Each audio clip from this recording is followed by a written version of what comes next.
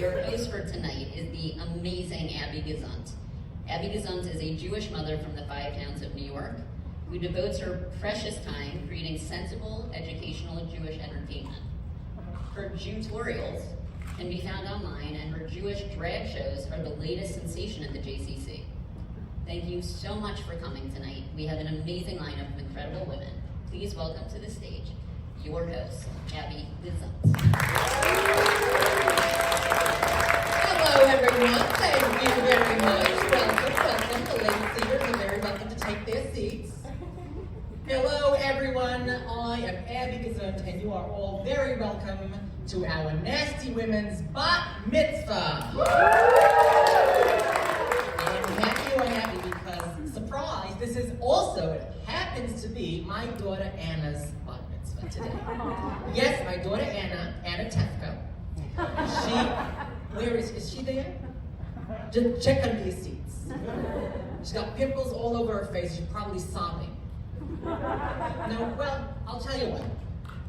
We were looking for a venue for her Bat Mitzvah. And, you know, in today's economy, in this expensive city, with my ass not being caught dead at the JCC or at the Parkside Synagogue, we had to settle. So, here we are at the 14th Street Y. We love it. No better place for a Bat Mitzvah than a place that pretends to not be a YMCA. So, we're happy. We're saving a penny. We're Jewish. Fantastic. Now, because this is a communal space, we have to share it, you know, with the rest of the East Village community. Families included and all. So, obviously, the trash cans are full of used diapers from this morning's daycare. And the group that was in here before us was the East Village Alcoholic Anonymous. Yes, and I just thought, apropos nasty women, it was very nasty of us for them to walk out of this session and be greeted by an alcoholic punch. Now, whose idea was that? Half of them relapse. I feel so bad, but you know, it's a community and we share this space. So, we've been preparing for Anna's Bat Mitzvah for quite a while, 7 years to be exact, because, you know, American Jews prepare. And once we're done with this Bat Mitzvah and shenanigans, we're going to start preparing her for Yale, because you can't start too early. So we've been practicing with our darling Rabbi Adam, and we had to choose what portion from the Torah she'd be reading. Now, I can see by the foreskins that not everyone is Jewish in the room, so let me explain. So the Jewish year is kind of this middle ground between the lunar year and a full sun year. So throughout the course of 354 days of the lunar year, we divide the first 5 books of the Bible, or the Old Testament, into 54 portions. And we read each portion, and every weekend what we call the Shabbat. We read that in the synagogue. So everybody's bar and bat mitzvahs pertaining to the portion that was read in the synagogues on the week that they were born. So my little Anna baby, she was born late October, so we had a choice. And they've been reading the book of Genesis now. And we had a choice between 3 different portions. So we thought, why not try the portion of Noah and the Great Flood, which is a wonderful story that the Jews stole from the Babylonians. And actually, my darling Anna, she's an environment activist. She's, you know, the generation who's inheriting a ruined planet, so she's very active about the environment. And we thought that it's a wonderful story for her to share, to feel connected to. In honor of her Bat Mitzvah, we also wanted her to get involved with the community. So she started volunteering for this wonderful organization called OnlyFans. Now, for those of you who are not familiar, please feel free, take out your phones, and I would love for you to see their work. They're incredible. They believe that we should stop controlling the climates with our AC units, and we should all go back to fans, just like in Europe. I think they do exquisite work, and I support Anna's career with them. And that was one option we had. Now, the other option was the portion called Lech Lecha, which, oh, hello, welcome, which is literally get thee out. It's the famous portion in which our forefather Abraham is asked or commanded by God to leave his country and go to some distant land. And we thought that's a marvelous parsha, because in that portion, our forefather Abraham meets our foremother Sarah, who was gorgeous. She was a pain in the ass, but she was gorgeous, one of the most beautiful women in the world. However, she couldn't bear children for a very long time. And since Abraham got a promise from God that he would have this unlimited offspring, Sarah was kind of like, yeah, I'm like 99 years old. I'm not really sure it's my children. So she gave him his midwife, Hagar, who was a total bitch. But, you know, she's a midwife. And so Sarah was pissed because Avram was kind of into it. So they had a child, and that is the famous Ishmael, who was the founding father of the Semitic people and of the Islam eventually. And at the end of this portion, when Ishmael turns 13, God comes to Abraham and tells him, yeah, that foreskin's gotta go. Yes, and then eventually Abraham has a son with Sarah, that is the famous forefather Isaac, but Isaac gets the snip done at 8 days, you know, he completely forgets it. But his brother Ishmael, in honor of his bar mitzvah, when he turns 13, that's the kind of thing you remember. So we thought, what a wonderful segue into the Israeli-Palestinian conflict, because you know that he's been holding a grudge all those generations. But then we thought, you know, we're American Jews, we want to get too political. So we thought, all right, what's the next portion down the line? And we thought, Vayera, perfect. This portion, at the center of it, has the story of the obstruction of Sodom and Gomorrah. Now that is a delightful topic. Now my daughter, she's Gen Z, so she's at least bisexual. I'm not sure what the full plan is yet. But of course she's an ally, she's a stan. And we thought, why not put that in the center of her portion? She's got a lovely gaggle of queer friends, and we thought, fantastic. We would take the story of Vayera and how God frowns upon anal sex, and just make that her centerpiece. So I've yet to hear from her, so maybe that's the reason she hasn't showed up, because she's testing the waters with the parsha. So until then, I think we should get this party started, because we got quite a lineup of entertainment for Anna's Bat Mitzvah. Are you ready? All right. Our first comedian for the evening is an actor, producer, artistic director, and public speaker, known for blending her innovative creativity with activism. She was selected by the, oh shit, I forgot how to pronounce this correctly, UTNE. Cunty Reader as one of the 25 visionaries who are changing your world, and was the recipient of the Harlequin More Than Words Award for being real-life heroine. Are you ready for this proud duet, Sasha Eden? Yes, another round of applause for Sasha Eden. When I saw that video of the candlelighting, it reminded me of the pinnacle of Jewish life. In the holidays, I'm talking about Hanukkah. Now, can we talk about Hanukkah? Listen, I know that you think that since Jews came to America, they had to start competing with Christmas, which is all about getting that big gift. So of course, Jews are very competitive. So they would say, oh, you get one gift? Honey, I get one gift every day for 8 days. Well, let me tell you something. That is an absolute lie, because what we parents do is it's actually a hack. We give them one gift, and we give them 8 days to either bargain for a better deal or get a full refund. And if they don't complete the assignment, their Jewish card gets revoked. Please help me introduce our next entertainer. She's an Emmy Award-winning and Moth Story Slam champ. She runs a consulting firm called Dash that helps companies like Pfizer and Marriott tell stories. I heard Pfizer's story. It goes, once upon a time there was a pandemic and then we all got really rich. She's a former on-air TV reporter. She's produced and written 6 television documentaries and is the co-author of Jewish Family Fun, that sounds like an oxymoron, okay, Jewish Family Fun book series.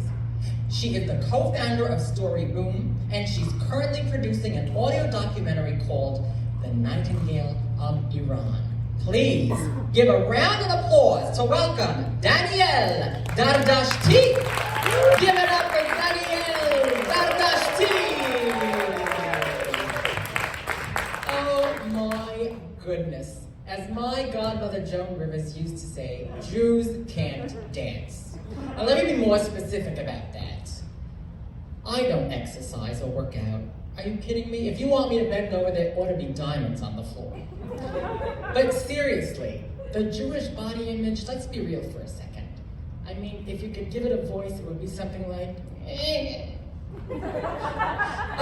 really, if you want to see what I mean, just Google Nazi propaganda. Really, and if you, maybe you've read this recently, there's the famous Israeli actress, her name is Shira Haas, and she has recently booked a big part in a future Marvel franchise, and she is going to play this Israeli heroine. However, if you know Shira Haas, and I do, I'm having coffee with her tomorrow, and none of you are invited, unfortunately. But if you know her, you know that she got famous playing a nebbish, schlumpish-looking, ultra-Orthodox woman running away from a toxic relationship. That right there is your Jewish heroine, and I hope Marvel know what they're doing. So please, let's invite our next comedian. She is a writer, entrepreneur, and songwriter here in New York. She is a proud Jewess, as it says on her Twitter bio, and as her mother nervously suggested, she removed from her Twitter bio. Please give it up for Rachel Sklar! Rachel Sklar! What a champion. And thank you for bringing up Vayeshev, which is where we meet the Pharaoh, who is the first biblical character to celebrate a birthday. So apparently that's not a Jewish custom. All right, so how you doing? How's tonight? How's it going? Are you liking it? Do you want to read one? Thank God. Okay. So my little brat of a daughter, Anna Tevka, is a little upset. So she's a little offended that none of you dressed for the occasion. But you didn't know, so I'm trying to appease her. But in the meantime, this is a good time to stretch out if anybody needs, to use the restroom. This is good because we're going to talk for a second, because I want to hear from you. Now, I have got a little, this is the Bat Mitzvahs, so I've got a little souvenir. And I would like to hear from you if anybody here has a Bat Mitzvah story to share with the class. And we will be giving out this fantastic book called Frankly Feminist, short stories by Jewish women from Lilith magazine. Yes, applause to Lilith, who has been doing amazing, cutting-edge Jewish feminist work for the past 46 years. And apparently it took them 46 years to write a book. My friend Anne Frank didn't even finish her book, and it's a bestseller. I hate that bitch. Okay. So is there anyone who would like to share one of their Bat Mitzvah stories? Come on, you got a nice little book. Oh, don't be shy, come on. I can see you. Did anyone here celebrate a Bat Mitzvah? Let's start with that. Show of hands. I'm not wearing my glasses, I gotta see you. Okay. Which one of you celebrated their Bat Mitzvahs, like the most recent Bat Mitzvah? In other words, who's my youngest bitch in the room? Anya. Yeah, well, I celebrated my Bat Mitzvah most recently, but I did it at the age of 40 something. I don't think I'm the youngest person. Well, you're youngest to me. Would you like to tell us about your Bat Mitzvah? Sure. I recently had a Bat Mitzvah on September 10th with my nephew, who's actually 13. It was his bar mitzvah. We did it in Brooklyn, and then we had an adults-only party. Oh, but we didn't know each other then. Next time. It was great. Some people in the audience were there even. It was a lovely More things. You still got book, my darling. Enjoy the book. All right. What is up? Who else would like to tell us a little Bat Mitzvah story? I promise I won't be very judgmental. I know a story. Oh, yes, my darling. What's your name? Julie. Hi, Julie. Hi. Did you leave a check for my daughter? Well, we'll talk. I was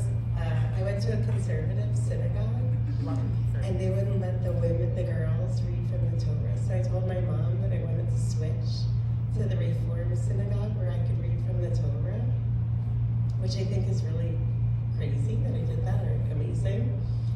And I did, and I read the whole 7, I don't remember what it was about. I mean, I remember some of it, but... Was it about Jesus? Yes. I remember my speech was about the first woman rabbi. I was like really into that as a 13-year-old, a nasty woman at 13. Yes, I love the nasty women. And I was bat mitzvahed in Cherry Hill, New Jersey, Makor Shalom. Google it if you want to know about Rabbi Newlander's history. I am so sorry you had to celebrate in New Jersey. Okay. We got one last souvenir here for anyone who'd like to share a Bat Mitzvah story. How about this? A story about a Bat Mitzvah that you attended? Oh, there we are. What's your name, my darling? Sarah. Hello, Sarah. Give it up for Sarah.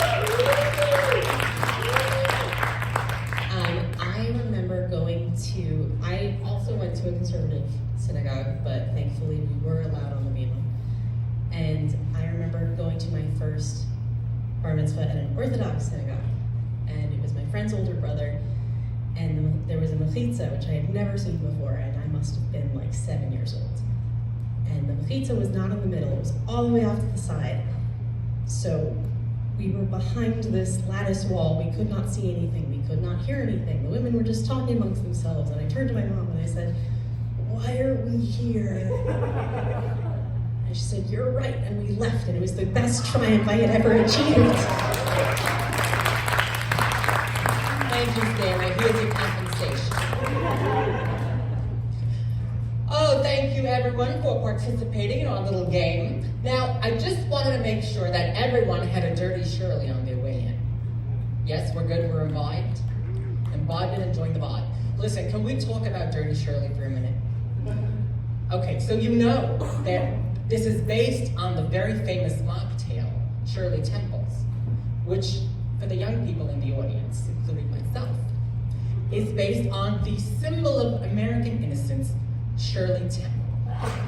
Now, she famously celebrated a birthday in 1932, which was the last good year to live in Europe as a Jew. And famously, she wanted to be a part of the party, so she asked for there to be a non-alcoholic beverage, hence known as the Shirley Temple.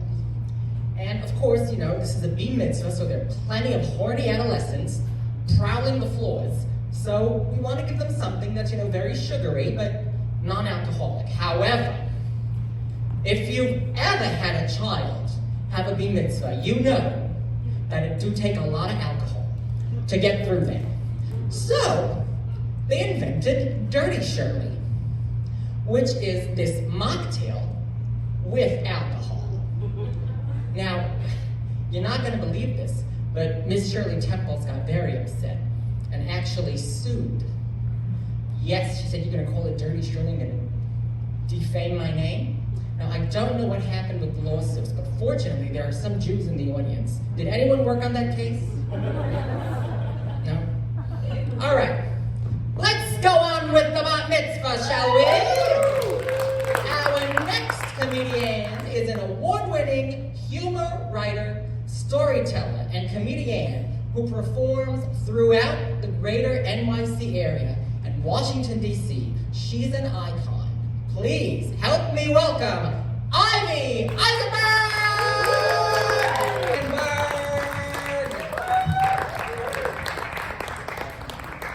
Oh, if my daughter Anna knew what's it like to have a bat mitzvah at 50, maybe she would appreciate everything that I've been doing for you.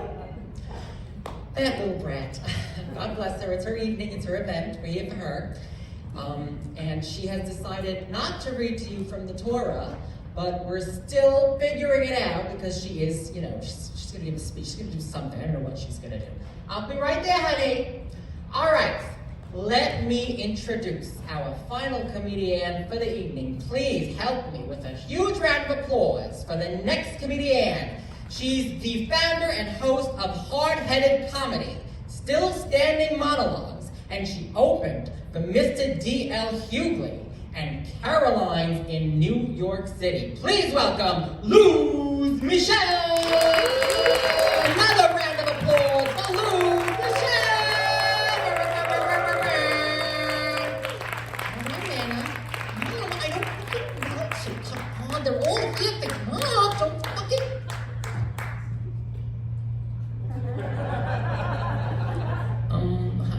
Hi. I'm Anna. And Tevka. That there is my mom, who's a cunt. Hey Mom, thanks for this pop-up Bat Mitzvah at a Jewish community center. Yeah, thank you all for coming. I know most of you are occupied with destroying our planet most of the time, so personally from my generation to yours, thank you. And yeah, so my mom keeps bitching about spending $20K a year for Hebrew school, but if we're honest, the only reason she sends me there is so that the first time I hook up will be with another Jew. So I got news for you, Mom. Score. Yeah, honey, I put the whore in Hora. I hope you're happy now. So, my fucking Bat Mitzvah, I thought I'd make a presentation of everything that we've learned in Hebrew school for the past fucking 6 years, which have not been repetitive at all. So, Mr. DJ, if you please.